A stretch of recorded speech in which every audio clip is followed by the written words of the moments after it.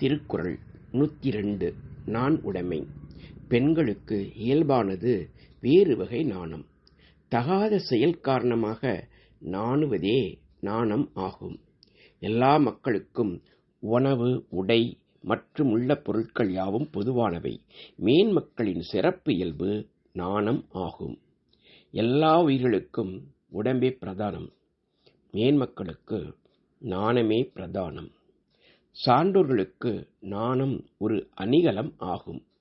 அந்த அணிகலமே அவர்களை பெருமிதமாக நடக்க வைக்கிறது.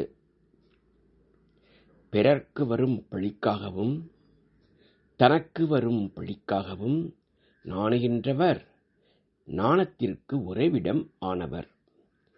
நாணமாகிய வேலியை ஒருவன் தனக்கு காவலாக செய்து கொள்ள வேண்டும்.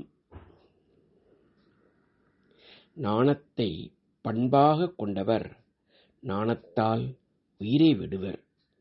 ஒருவன் மற்றவர் நாணத்தக்க பழிக்கு காரணமாக இருந்தும் தான் நாணாமல் இருந்தால் அறக்கடவுள் நாணி அவரை கைவிட்டு விடுவார். ஒருவன் கொள்கை தவறினால் அவனுடைய குடிப்பிறப்பு பாதிக்கும். நாணும் தன்மை தவறினால் அவனுடைய நன்மை எல்லாவற்றையும் பாதிக்கும்.